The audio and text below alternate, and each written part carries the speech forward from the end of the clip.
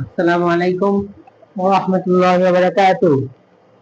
Welcome to Soul Academic Care. আমি সাইফুল ইসলাম সুমন আছি আপনাদের সাথে। আজকে আমরা দেখব এসএসসি ফিজিক্স চ্যাপ্টার 3 বল। বলের কিছু বলের সিকিউ।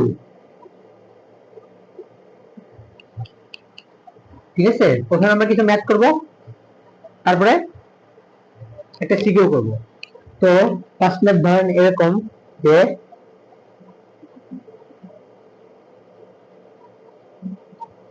একটা বস্তুতে 40 নিউটন বল প্রয়োগে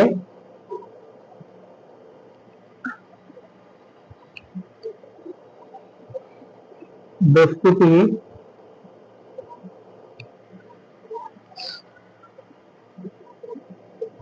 2 ms ইনভার্স 2 ত্বরণ প্রাপ্ত হলো।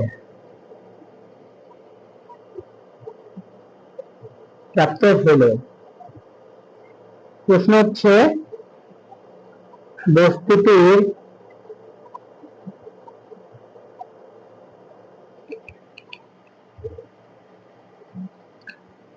বস্তুটির ভর কত। ওকে,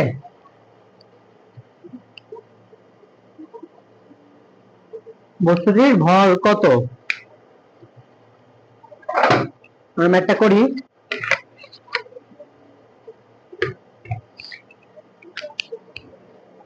এখানে F ball F equals to 40 Newton, কারণ A equals to 2 ms inverse 2। আমরা জানি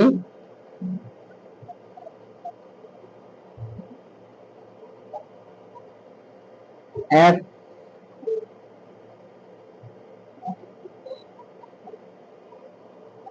equals to ma।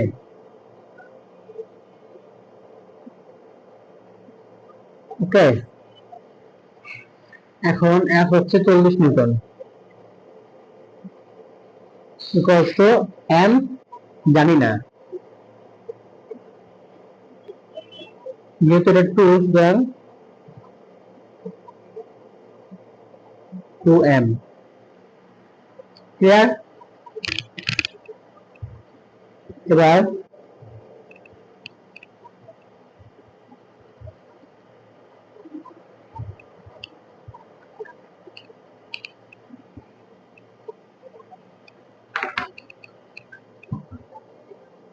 40 Newton equals to m আছে 2m। এখন যেটা সরি 40 m ইকুয়ালস টু 40/2 বা m equals to 20 gram. Sorry okay,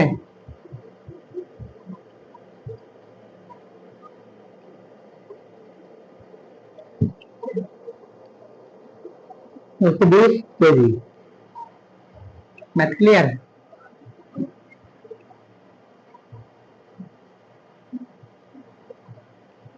math clear?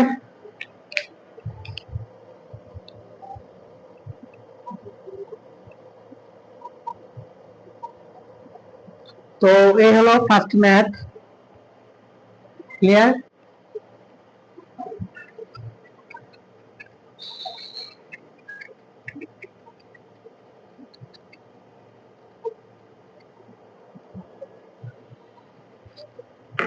Clear?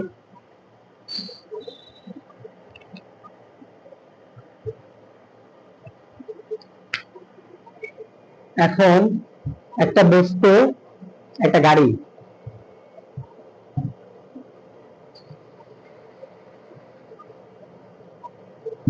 বেশ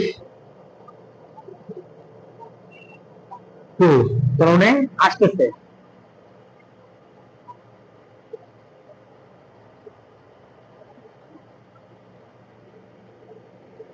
না sorry, MS inverse 1 দিলে বেশি ভালো হয়। এমএস ইনভার্স 1 বেগে এসে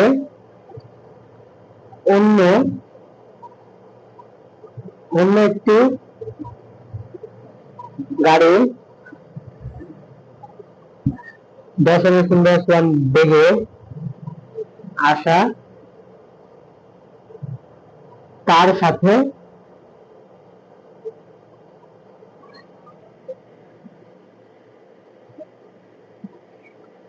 ছিল। ওকে, তার সাথে ধাক্কা খেলো। ক্লিয়ার? ধাক্কা খেলো,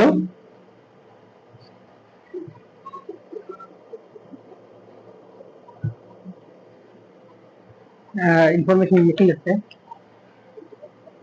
20 সেকেন্ড পর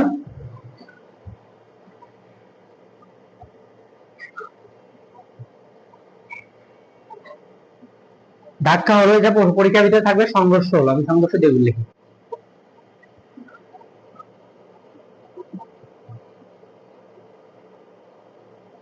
সংঘর্ষ হলো, ঠিক আছে।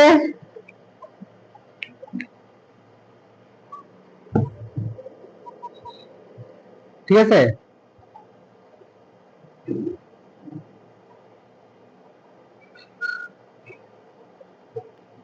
এটা হচ্ছে 300 কেজির গাড়ি আর এটা হচ্ছে 150 কেজি।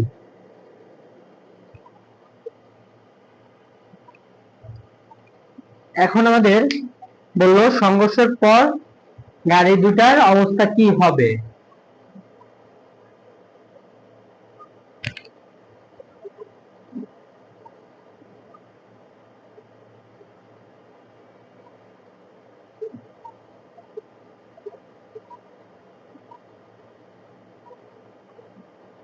ঠিক আছে, তাহলে আমরা জানি এপাশে যে এটা হবে, এটার f আর এটা হবে minus f। So f equals to m a, এবারে minus f equals to m a, m1 a1 m2 a2। ওকে, এখন এটা এত এমএস ইনভার্স 1 বেগ, এটাও এত এমএস ইনভার্স 1 বেগ।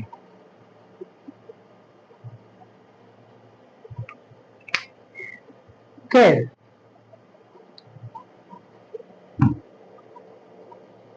বেগ দুইটা দেয়া আছে। এখন এম এ না,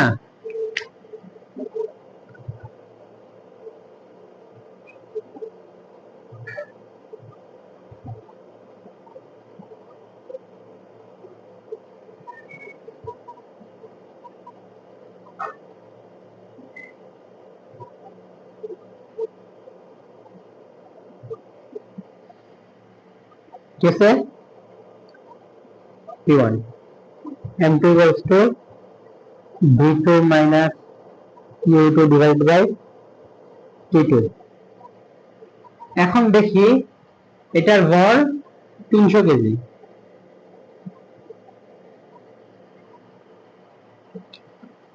এটার আদি বেগ আর শেষ বেগ যেহেতু এক, সেহেতু জায়গায় দুইটা বেগ লেখার কোনো প্রয়োজন নাই। দুইটা বেগ না এখানে, তো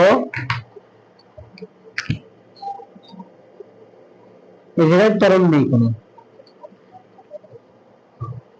বুঝতে পারছি? সরি, মিস্টেক হয়েছে একটা।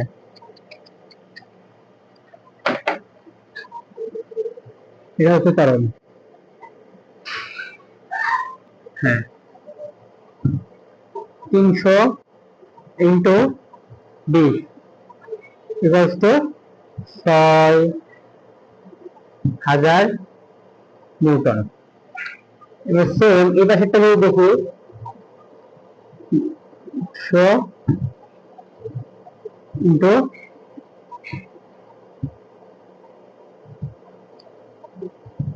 10 ইকুয়ালস টু 1500 কেজি। দুটোর ভিতরে অনেক ডিফারেন্স আছে। অর্থাৎ যদি সংঘর্ষ হয় তাহলে গাড়িটা প্রথম গাড়ির দিকে যাবে, কারণ এটার ওজন বেশি, এটা ধাক্কা দিয়ে এটাকে টেনে নিয়ে যাবে। এখন কি সমবেগে যাবে, মানে দুইটার বেগ কি সমান হবে নাকি না, সেটা দেখতে হবে। ঠিক আছে, যদি সেটা দেখতে হয় তাহলে সংঘর্ষের সূত্র কি? আমরা জানি সংঘর্ষের সূত্র কি,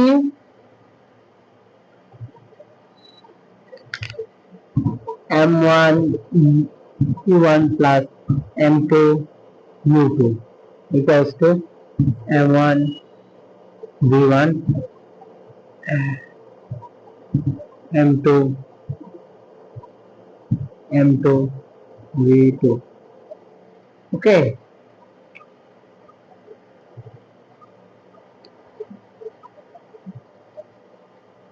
ফার্স্ট ক্যাচাল, মানে ফার্স্টে আমরা ধরি যে সংঘর্ষের পর দুইটা একই বেগে যাবে, তখন কি হবে?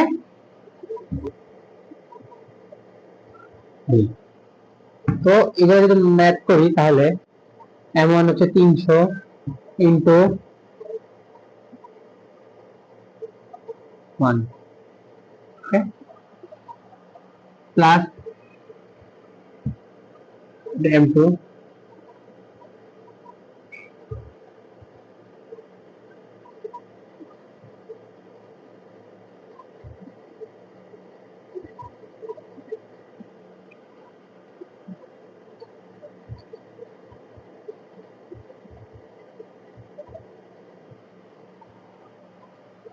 একটু ক্যালকুলেশন করি আমরা, কত আসে?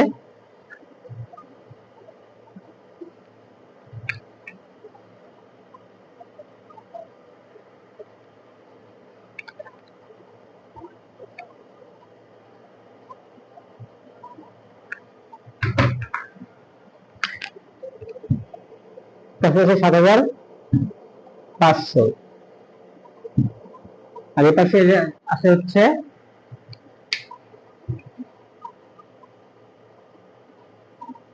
450, 7500 ভাগ 450,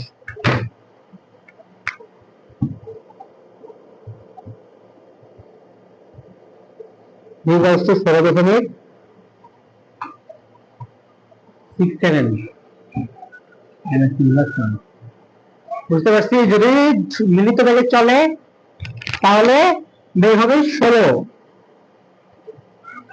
তাহলে দুইটা গাড়ির বেগ হবে 16। যদি ম্যাথে দেওয়া থাকে যে গাড়ি দুটি সংঘর্ষ হলো এবং গাড়ি দুটি মিলিত বেগে গেল, মিলিত বেগ কত, এভাবে আমরা ইজিলি বের করে ফেলতে পারবো। ওকে, এভাবে আমরা ইজিলি বের করে ফেলতে পারবো। এই জায়গা যদি এইটা না বলে ডিরেক্ট বলতো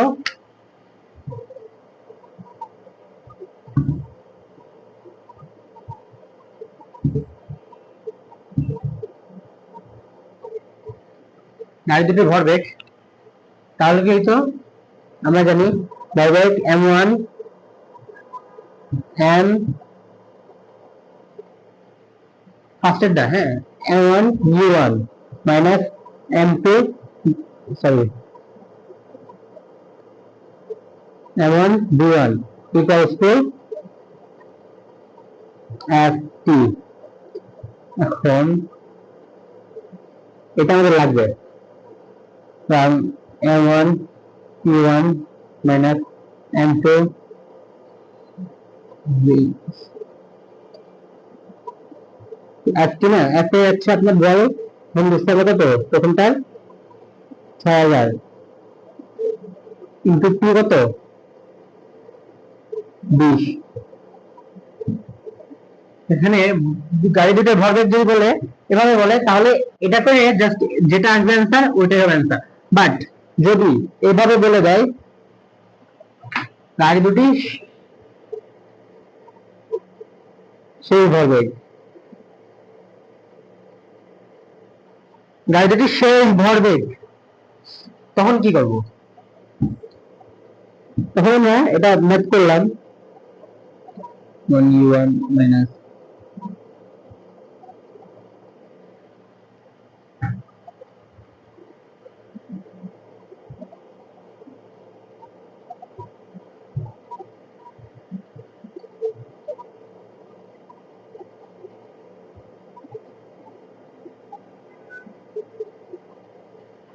সো করলে হয় হচ্ছে তৈরি করে 12, মানে এখানে 3টা শূন্য আর একটা শূন্য, 4টা শূন্য।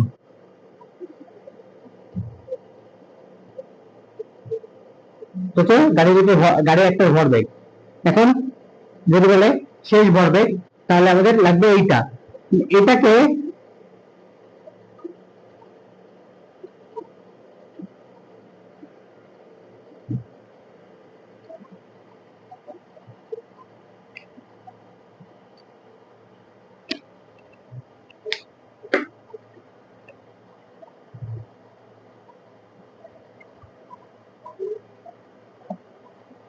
যদি বলে গাড়ি দুটোর ভরবেগের পরিবর্তন, তাহলে এইটা হবে। আর যদি বলে গাড়ি দুটোর শেষ ভরবেগ, তাহলে এই যে যেটা আছে এটাকে জাস্ট ওই পাশে নিয়ে প্লাস করে দিবেন, অ্যান্সার হয়ে যাবে।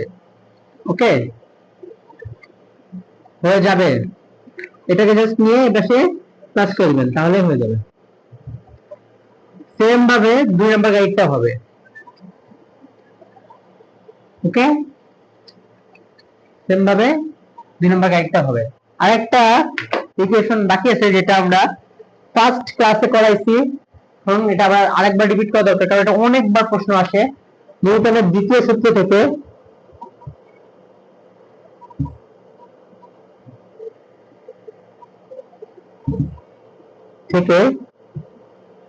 প্রথম সূত্র প্রমাণ। দ্বিতীয় সূত্র কি আছে? F equals to ma। এখন F ma না, m u1 m v1 minus m u divided by t। এখন এটা শূন্য। প্রথম সূত্র কি বলেছে? যে যদি বাহ্যিক কোনো বল প্রয়োগ করা না হয়, তাহলে গতিশীল বস্তু গতিশীল থাকবে, স্থির বস্তু স্থির থাকবে। বাহ্যিক বল প্রয়োগ করা হয় নাই, অর্থাৎ কি বুঝাইছে? যে এই ভর শূন্য, সুতরাং জিরো। জিরো যদি থাকে তাহলে কি এর পাশে গেলে এটাও জিরো। তো m v equals to m u. Clear? এটা যদি এর পাশে গুণ হয় জিরোর সাথে জিরো। তো তারপরে এটা হচ্ছে মাইনাস হচ্ছে, এটাকে আমরা এবার নিয়ে আসছি প্লাস, এরকম একটা ইকুয়েশন দাঁড়াই। তো এটা কাটা দিলে v ইকুয়ালস টু ইউ। নিউটনের ফার্স্ট সূত্র, এটা নিউটনের ফার্স্ট সূত্র। বাহ্যিক কোনো বল প্রয়োগ না করা হলে গতিশীল বস্তু যদি এটা কোনো বেগ থেকে থাকে, গতিশীল বস্তু গতিশীল থাকবে, স্থির বস্তু স্থির থাকবে। ইউ সমান equals to v t, v equals to u. এটা হচ্ছে নিউটনের ফার্স্ট ল। সেকেন্ড ল থেকে ফার্স্ট ল প্রমাণ বিগত পরীক্ষাতে আসছে এবং সামনের পরীক্ষাগুলোতে আসবে। সুতরাং এটা মাথায় রাখা খুবই খুবই প্রয়োজন, মাথায় রাখা খুবই প্রয়োজন। তো আজকের মধ্যে এতটুকুই। ক্লাসটা ভালো লাগলে অবশ্যই একটা লাইক দেন, কমেন্ট করে আপনার মতামত জানাবেন। আর সোল একাডেমিক চ্যানেলটা সাবস্ক্রাইব করবেন। তো এতটুকুই। সবাই ভালো থাকবেন, সুস্থ থাকবেন। আসসালামু আলাইকুম ওয়া রাহমাতুল্লাহি ওয়া বারাকাতুহু।